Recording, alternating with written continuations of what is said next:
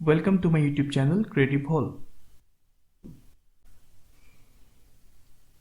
আজি আমি সিটেট ইউএছত আহি থকা কিছুমান গুৰুত্বপূৰ্ণ প্ৰশ্ন এই ভিডিঅ'টোৰ জৰিয়তে আলোচনা কৰিম। Question number 1. The different pattern on the skin of animals are জীৱ-জন্তুৰ ছালৰ গঠন বেলেগ বেলেগ হোৱাৰ কাৰণ Option A. Due to the water conditions they live in. Option B. An indication of their physical strength. Option C. Due to the reflected light. Option D. Due to the hair on their skin. এই প্ৰশ্নটিৰ শুদ্ধ উত্তৰটি হৈছে option C due to the reflected light পোহৰৰ প্ৰতিফলন হোৱাৰ বাবে জীৱ-জন্তুৰ ছালবোৰ বেলেগ বেলেগ দেখা পোৱা যায়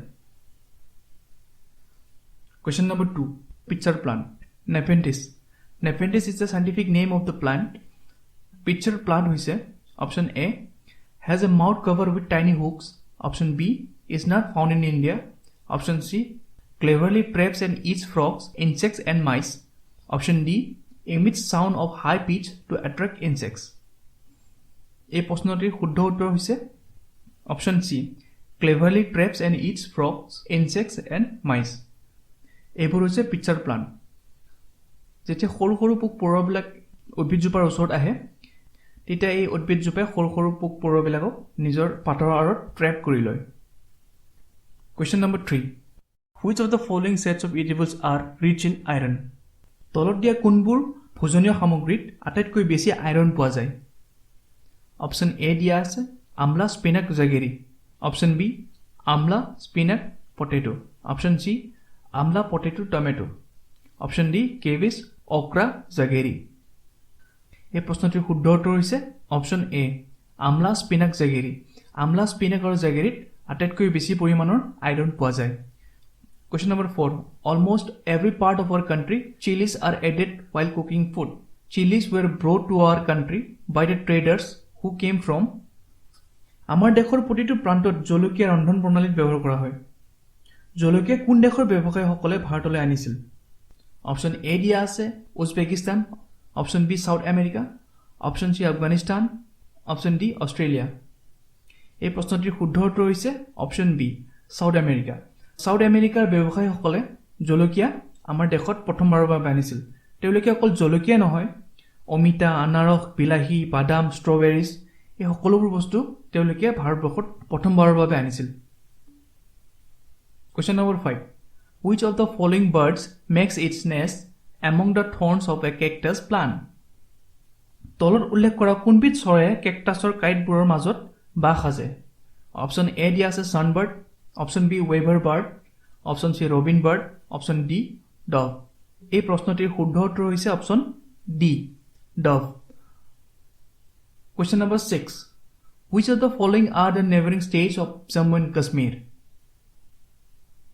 তলত দিয়া কোন দুখন ৰাজ্য জম্মু এণ্ড কাশ্মীৰৰ চুবুৰীয়া ৰাজ্য অপশ্যন এ দিয়া আছে Himachal Pradesh and Uttarakhand option B Himachal Pradesh and Punjab option C Himachal Pradesh and Uttar Pradesh option D Uttarakhand and Rajasthan এই প্ৰশ্নটিৰ শুদ্ধ উত্তৰ হৈছে option B Himachal Pradesh and Punjab এই দুখন ৰাজ্য জম্মু এণ্ড কাশ্মীৰৰ চুবুৰীয়া ৰাজ্য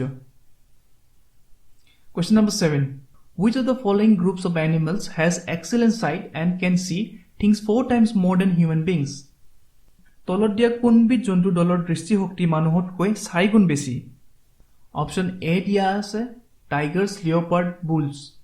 Option B, snakes, silkworms, lizards. Option C, kites, eagles, vultures. Option D, bees, mosquitoes, butterflies. এই প্ৰশ্নটিৰ শুদ্ধ উত্তৰ হৈছে C, kites, eagles, vultures. Kites, vulture, eagleৰ মানুহতকৈ 4 গুণ বেছি দৃষ্টিশক্তি আছে Question number 8 Which of the following tools will be appropriate for assessing social personal qualities of children engage in learning EVS through group work তলত উল্লেখ কৰা কোনবিধ আহিলা দলগতভাৱে পৰিৱেশ বিজ্ঞান শিকাত নিযুক্ত হোৱা শিশুসকলৰ সামাজিক ব্যক্তিত্ববোধৰ গুণসমূহৰ নিৰ্ধাৰণ সঠিককৈ কৰিব পাৰে option A assessment option B paper pencil test option C oral questions option D rating scale এই প্ৰশ্নটিৰ শুদ্ধ উত্তৰটি হৈছে option C oral questions Question number 9 The language used in EVS textbook পৰিৱেশ বিজ্ঞানৰ ভাষা option A should be formalized with emphasis on definition. Option B should be technical and formal. Option C should be related to everyday language of the child. Option D should be terse and difficult for children to comprehend. এই প্ৰশ্নটিৰ শুদ্ধ উত্তৰটি হৈছে option C should be related to everyday language of the child. পৰিৱেশ বিজ্ঞানৰ ভাষা শিশুৰ দৈনন্দিন ভাষাৰ দৰে হোৱা উচিত। Question number 10. People who have been living in the forest for at least 25 years have a right to the forest land and what is grown on it. This is mandated by যিসকল লোকে একোখন অৰণ্যত যোৱা 25 বছৰৰ পৰা বাস কৰি আছে সেইসকল লোকৰ সেই অৰণ্যখন আৰু অৰণ্যত থকা গছ-গছনিৰ ওপৰতো তেওঁলোকৰ অধিকাৰ আছে। এই আদেশটো option A the constitution schedule caste orders amendment bill 2012। Option B the Indian forest act 1927। Option C the right to forest act 2007। Option D the land acquisition act 1894। এই প্ৰশ্নটিৰ শুদ্ধ উত্তৰ হৈছে option C The Right to Forest Act 2007. Question number 11. Which of the following is the set of diseases spreaded by mosquitoes? তলত উল্লেখ কৰা কোনবোৰ বেমাৰ মহৰ দ্বাৰা বিয়পে? Option A typhoid, cholera, chikungunya. Option B malaria, HIV/AIDS, dengue. Option C HIV/AIDS, cholera, dengue. Option D dengue, malaria, chikungunya. এই প্ৰশ্নটিৰ শুদ্ধ উত্তৰ হৈছে অপশ্যন ডি ডেংগি, মেলেৰিয়া আৰু চিকুনগুনিয়া। এই তিনিবিধ বেমাৰ মহৰ দ্বাৰা বিয়পে। Question number 12. A teacher asked every child to use some waste material from their home and make something out of it. The pedagogical intention of the teacher is to এগৰাকী শিক্ষকে শিশুসকলক ঘৰৰ পেলনীয়া সামগ্ৰীৰ পৰা কিবা এটা বনাবলৈ কৈছে। শিক্ষকজনে কি শৈক্ষিক অভিপ্ৰায়ত এইবোৰ কৰিব কৈছে?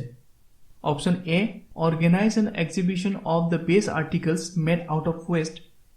Option B judge the best student of the class. Option C develop creativity among children. And option D make children understand the concept of recycle, reuse and reduce.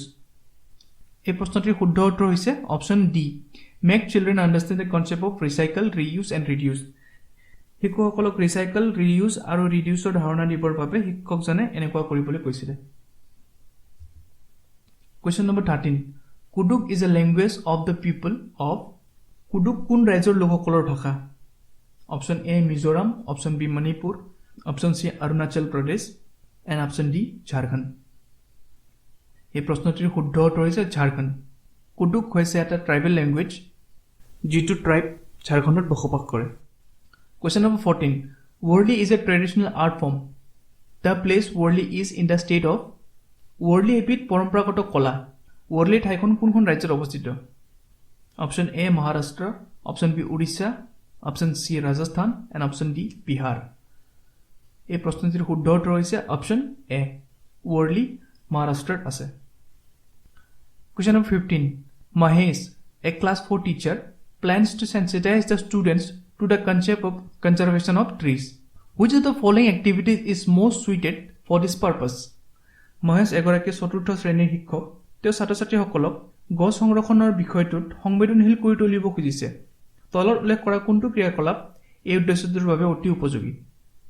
Option A conducting a debate competition. Option B motivating each student to adopt and nurture one tree. Option C encouraging students to participate in a poster competition. And Option D making teams of the students for group discussion. এই প্ৰশ্নটিৰ শুদ্ধ উত্তৰ হৈছে Option B motivating each student to adopt and nurture one tree. প্ৰত্যেক ছাত্ৰ ছাত্ৰীকে এজোপা গছ এডপ্ট কৰিবলৈ দি তেওঁলোকক সেই গছজোপা ৰক্ষণাবেক্ষণ দিবৰ বাবে মোটিভেট কৰিব লাগে। আজি কাৰণে এইখিনি। If you like my videos, don't forget to subscribe my channel, like, share and comment for any suggestion.